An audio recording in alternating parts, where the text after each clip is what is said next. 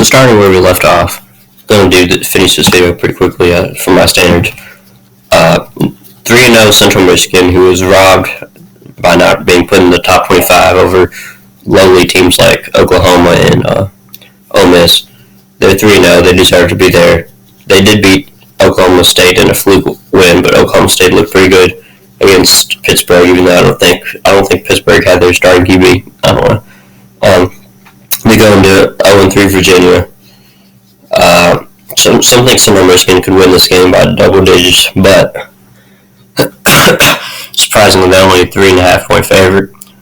And I think Virginia cannot stay as bad as they have and lose it and afford to go 0-4. Walking into Hall, I didn't think he was going to start out this badly. Again, it's a new offensive scheme he's bringing there, and things kind of shifting around a little bit. More of a rebuilding year, or kind of a starting year.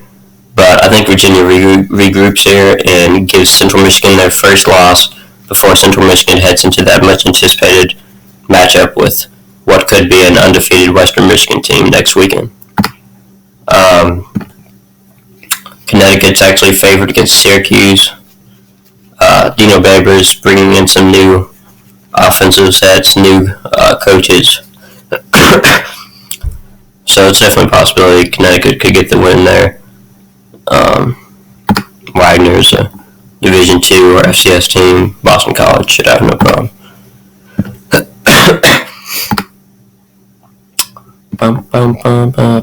Miami of Ohio, another team that's looked really bad. Cincinnati looked decent for the first 3 quarters against Houston, but even with a banged-up Greg Ward, they were able to blow out Cincinnati in the 4th quarter. So I don't think Cincinnati's that good.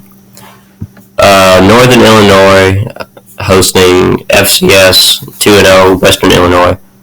Northern Illinois has looked really bad, but they did give San Diego State a game.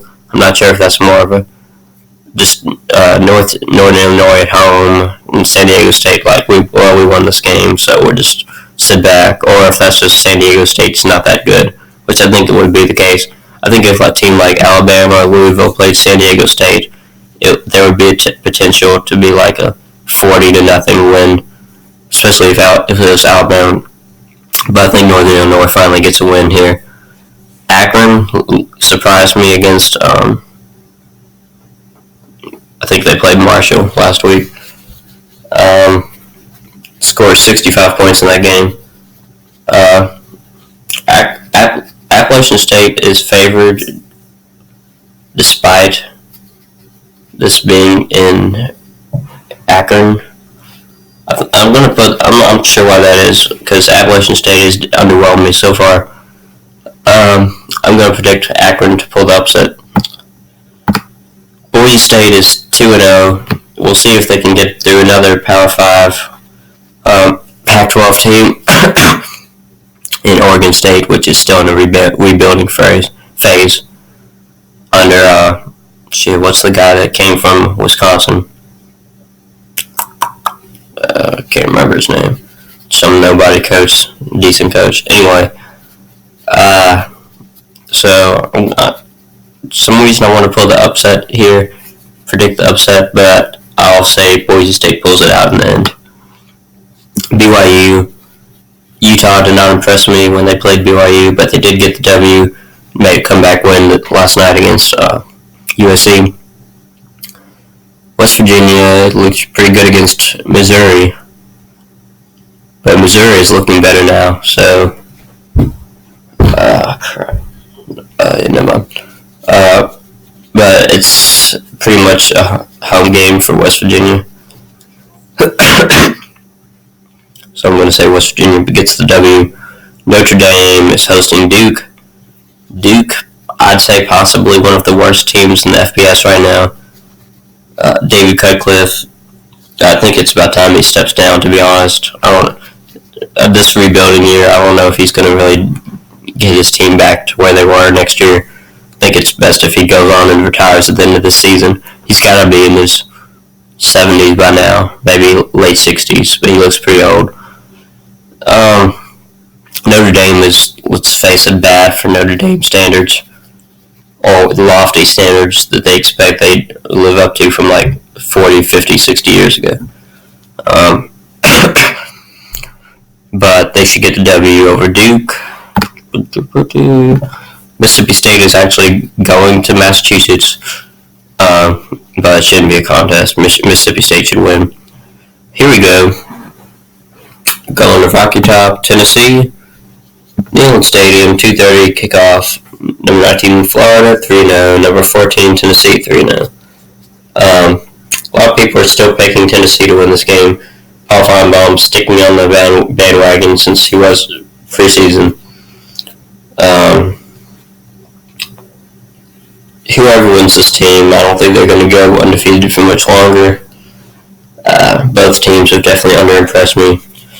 Not sure if it was as big of a deal losing Luke Del Rio for Florida as people make it out to be. I think Austin Appleby's decent. He had a lot of pick sixes last time he played, but I think he has potential to be just as good as Luke Del Rio. And Luke Del Rio won by any means any Heisman contender or anything, but yeah. And Joshua Dobbs has vastly underimpressed so far. Tennessee is pretty banged up on the defensive side of the ball, offensively as well. So I want to pick Florida in this game, but I think Tennessee may actually be fired up for this game, which will be the first game of the three they've played yet. They weren't even fired up for the Bristol Motor Speedway or whatever game. So you'd think they would be for this one, but we'll have to wait and see. I'm going to pick Tennessee to win this one. But even if Florida makes a run late, if Tennessee can just pull this one out, there'll be a lot of questions answered, a lot of prayers answered, I should say. So I'm going to say Tennessee.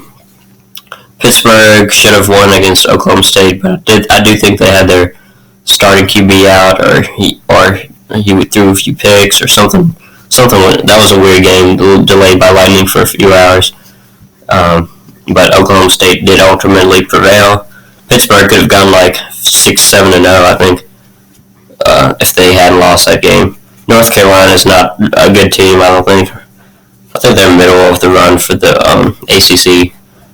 But since it is in Chapel Hill, I'm going to predict North Carolina.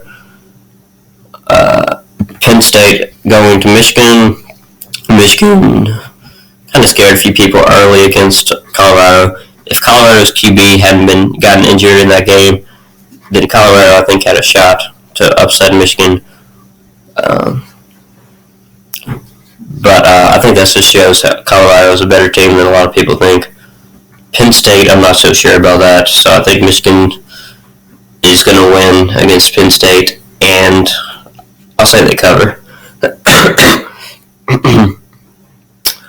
Here's a pair of teams that are surprising to be undefeated still. Wake Forest, 3-0, probably their first 3-0 start in years. Indiana got to like 4-0 last year before plummeting, losing like 6-7 straight. So, it's in Indiana. I want to say Wake Forest wins, but I can't argue against that spread. I can't argue against Indiana. I hadn't actually seen Indiana play, I don't think. Looking at the stats, the QB Richard Lego, however you say his name, looks like he's done pretty well, amassed 500 total yards of offense. Wake Forest, I think it's the time their win streak comes to an end. Missouri shouldn't have a problem against Delaware State. Western Kentucky, they are favored by 8 now. It was only like 6 or 7. But Vanderbilt, they've still got a lot to figure out. For that reason, I think Western Kentucky gets the W. Colorado-Oregon is a very interesting game, and I'll get to that in the hopefully last video of my Saturday predictions. And also, I'll be doing my fresh Scooby-Doo review probably the next couple days. So yeah, see you then.